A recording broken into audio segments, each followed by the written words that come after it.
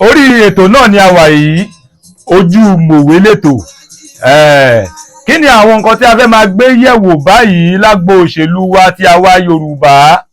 Òun náà ni wípé àní èmi rí nǹkan kan, bàbá wa tí a mọ̀ gẹ́gẹ́ bí ẹni tó kójú òṣùwọ̀n ní abẹ́ Yorùbá tí ó jẹ́ bàbá wa Bọ́lá Ahmed Tinubu.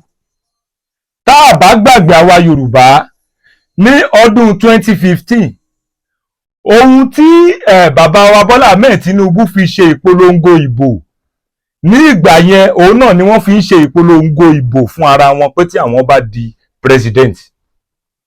Ṣé ti wá rí pé tá bá wá ní ká fojú wò dáadáa, àwọn kan wà wọ́n ń sọ̀rọ̀ wọ́n ní mélòó gan ni a fẹ́ sin bàbá yìí, gẹ́gẹ́ bíi pé a ti mọ̀ pé àwọn náà ni ohun tó ń jẹ́ APC, ìyẹn ní ọ̀dọ̀ àwa tá a jẹ́ Yorùbá.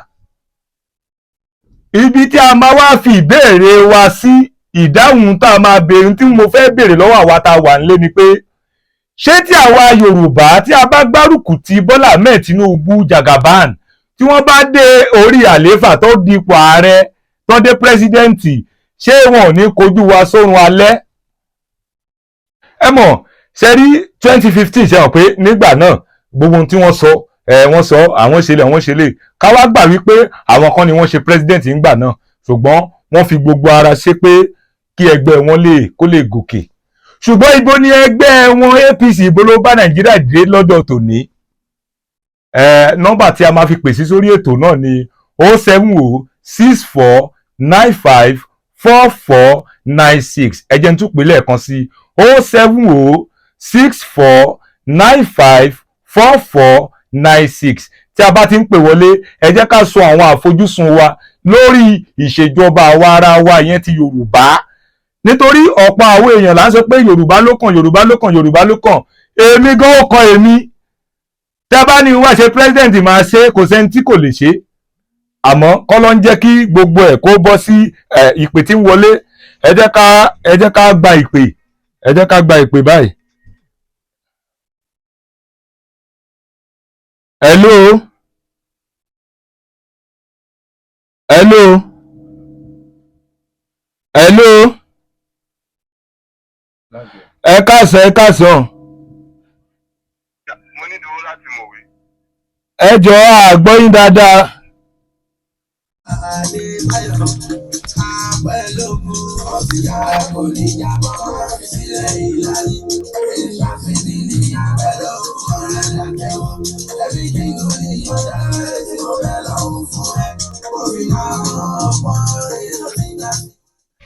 Orí ètò náà ni a wà yìí, ìyẹn ti ojú mòwe. Mo sọ lẹ́ẹ̀kan, mo ní ohun tí a máa gbé yẹ̀wò, òun náà ni ní agbami òṣèlú ìyẹn tí a wá Yorùbá. 2023 ti dé báyìí, àti wá fẹ́ yan ààrẹ tuntun. Láàárín àwa tá a jẹ́ Yorùbá, nínú àwọn nǹkan tí mo sọ, mo ní wípé ǹjẹ́ tí a bá tẹ̀lé Bọ́lá Ahmed Tinubu, ìyẹn bàbá òṣèlú ti Yorùbá yìí, tí a bá tẹ̀lé bàbá yìí, ṣé kò ní kọjú wa sórun alẹ́? Nítorí ohun tí bàbá yìí fi ṣe campaign fún Muhammadu Buhari tí àwa Yorùbá fi tẹ̀lé, ṣe mọ̀ pé òun náà ni bàbá tún ń lò báyìí. Ìpè tí ń wọlé, ẹ jẹ́ ká gba ìpè, ká gbọ́ ohun tí a bá fẹ́ sọ, ohun tí a bá fẹ́ sọ lórí ètò yìí. Hello. Ẹ káàsán. Orúkọ mi ni Monídìwó láti ìlú Mòwe. Láti ìlú Mòwe. Kí ni nǹkan tí ẹ lè bá wa sọ lórí ọ̀rọ̀ yìí, ẹ jọ̀ọ́? Ṣe rí nípa ti Bọ́lá Ahmed Tinubu tó jẹ́ bàbá ilẹ̀ Yorùbá tọ̀dọ̀ ti wá níbí bí no go area for me. Kò kí ń ṣe ohun tó bójúmu. Bàbá yẹn ti dàgbà, for crying out loud. Bàbá yẹn ti dàgbà. Kí ni bàbá tún fẹ́? Tó bá yẹ wo tọ́lọ́run ṣe fún yàn, Ọlọ́run ti ṣe fún, kí bàbá lọ sinmi. Ẹ̀yin lè máa gbọ́ ìwé bàbá búrú bàbá tí bàbá ń sọ. Kí ni ìtumọ̀ gbogbo ìyẹn? Mr. Monídìwó láti ìlú Mòwe. Mo ń dá yín nù. Ṣe rí, má jẹ́ ká fi ọjọ́ orí tó. kò sẹ́ni tí ò lè ṣe ṣùgbọ́n ní apá ọ̀dọ̀ tọ̀dọ̀ títí yín kí lẹ̀yin lérò pé ní gbogbo campaign kan tí bàbá wa yẹn Tinubu tí wọ́n fi ń campaign yìí èwo lẹ̀yin rò wípé wọ́n ti sọ rí tí wọ́n tún sọ. ṣé ẹyẹ ìsọ kankan fún yín tí kò yé yín nípa ti bàbá Tinubu yìí kí wọ́n sọ pé ọmọ tíṣà kò mọ̀wé kéyìn tí wàá fẹ́ mú ọmọ yín kẹ́ tí wàá lọ bá tíṣà ṣèbí tíṣà ni ẹ kó kọ́ ọmọ ẹ̀ ṣèbí òun ló ní kí ẹni tó wà níbẹ̀ yìí tó mú gbogbo ẹ̀ tó sọ́ di kínní tó mú tó fi síbẹ̀ òun náà ló tún wá ń sọ wípé àwọn tún lè tún ṣe tó bá jẹ́ pé nǹkan tí ẹ lè ṣe nígbà tí ẹ fẹ́ ṣe kí ló tí ẹ fi kọ́ ẹni tó máa ṣe tí ẹ fi síbẹ̀ kí ó ṣe kí ló tí ẹ fi kọ́ ẹ̀yin náà fẹ́ lọ́bẹ̀ kẹ́ lè bójú gbogbo ẹ̀rú ìyẹn is a no-go area kò ṣeé ṣe kò pọ̀. bí mo ṣe ń gbọ́ gbogbo tẹ́yìn sọ yìí mi ò rò pé ọmọ Yorùbá ni o. ọmọ Yorùbá ni mí gbọ́ àrísọ pé torí pé mo jẹ́ ọmọ Yorùbá sí yìí kí wá rí náà kí kó sí. kò pé torí pé ẹ lè rí nǹkan tí ó máa pa Yorùbá lára kẹṣe. bẹ́ẹ̀ ni òkè kí ló fún wa ní assurance wípé tí àwọn tó wá jẹ́ Yorùbá gangan tó bá wá débẹ̀ tí kí wọ́n ní dórí gbogbo ẹ̀ kodò. ṣé ẹ rí Ọlọ́run ló ní ètò lọ́wọ́. bẹ́ẹ̀ni ẹni tí Ọlọ́run bá fẹ́ fún ṣe ló ń fún ṣe. bẹ́ẹ̀ni ṣé rí ní tí èmi fẹ́ fàyọ ní ọ̀rọ̀ tẹ́ ń sọ yìí gẹ́gẹ́ bí ẹ̀bẹ̀ ṣe ń sọ̀rọ̀ yìí mo rí wípé ṣé ń béèrè pé ṣé olóṣèlú ni àbí ẹ kàn jẹ́ ẹni tí ó fẹ́ràn lọ síwájú Yorùbá. èmi ò kí ń ṣe olóṣèlú ṣùgbọ́n tá a bá ní ká sọ̀rọ̀ nípa Nàìjíríà kò sí anybody tó ra búrẹ́dì ní owó kékeré iye tí Yíbò ra búrẹ́dì ní Yorùbá náà ra búrẹ́dì ní Haúsá náà ra búrẹ́dì ṣòro tí ẹni tí ó bá débẹ̀ tí ò bá ṣe wá ní àǹfààní tí ò bá ṣe ìlú ní àǹfààní ẹ̀yin gbogbo ibi tẹ́ jókòó sí yẹn ẹ̀yin lè jókòó síbẹ̀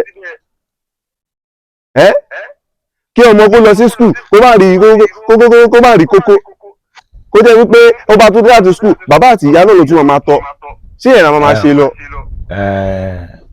ká gbà wípé ètò ohun tó ti ṣẹlẹ̀ tẹ́ ń sọ yìí ní àwọn ìṣèjọba tó ti lọ ni ṣé mọ̀ pé aṣíwájú Bọ́lá Ahmed Tinubu ṣẹ̀ṣẹ̀ ń dùpò ààrẹ pé kọ́wọn débẹ̀ ni àmọ́ àfojúsùn ètò yìí lójú ojú mòwe yìí òun ni wípé ǹjẹ́ tí aṣíwájú Bọ́lá Ahmed Tinubu tí wọ́n bá dé ipò ààrẹ ṣé wọn tún ní kọjú àwa Yorùbá sórun alẹ́ nítorí tá a bá ní ká wò dáadáa ṣe rí àwọn èsì tí mo fẹ́ lórí ọ̀rọ̀ yẹn ò ju wípé Yorùbá ni mí ó jẹ́ ti di dandan kí n tẹ̀lé Yorùbá tí a bá gbàgbé a rí pé bàbá wọn Ọbásanjọ́ wọ́n sọ ọ̀rọ̀ kan lórí àwọn tí wọ́n máa jẹ ààrẹ orílẹ̀-èdè 2023 ṣé mọ̀ pé ọ̀rọ̀ yẹn fún kásíta gan ipe ṣe bàbá wọn Ọbásanjọ́ ṣe mọ̀ kí n ṣe Yorùbá ni ìyẹn ni a fi wá gbètò kalẹ̀ pé tó bá jẹ́ Yorùbá lóòótọ́ tó wá fẹ́ tẹ̀lé Yorùbá ṣé yàrá máa fi tó orílẹ̀-èdè ni àbí ká sọ̀rọ̀ lọ síbi tí àwọn tí wọ́n fẹ́ ṣe ẹ ṣe púpọ̀ tí ẹ pè wọlé ẹ bá a dárúkọ yín lẹ́ẹ̀kan sí. orúkọ mi ni mo nídìí owó láti ìlú Mòwe ẹ jọ̀ọ́ ẹ jẹ́ kí bàbá lọ sinmi kí bàbá rest. kọ́ lọ rest ẹ ṣe púpọ̀ ẹ ṣe púpọ̀ fún àmọ̀ràn yín àwọn náà ń gbọ́ ẹ ṣe o ó dáa ẹ ṣe. sọ pé àwọn náà gbọ́. sọ pé bàbá náà gbọ́.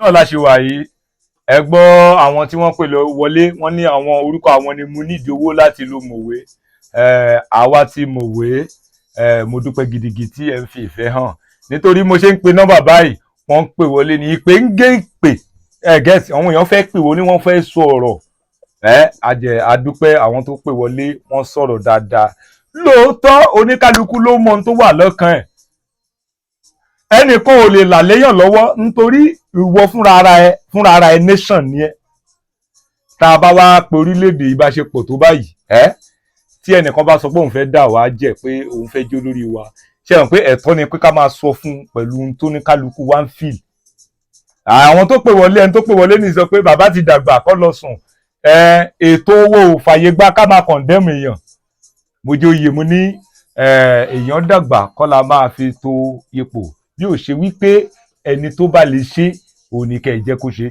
Ẹ wo Arambara TV lẹ́tọ̀ orí ètò náà la ṣe wà Ojú Ìmọ̀wé kò ní bàjẹ́ láéláé. Èmi ọmọ yín náà ṣì ní Àjàdí kọ́ ọmọ olókun dọ́là kò ní bàjẹ́ fún gbogbo wa o. Ojú Ìmọ̀wé ò ní fọ́, Ojú Ìmọ̀wé ò ní pinyìnkìn, ìlú Ìmọ̀wé ò ní bàjẹ́.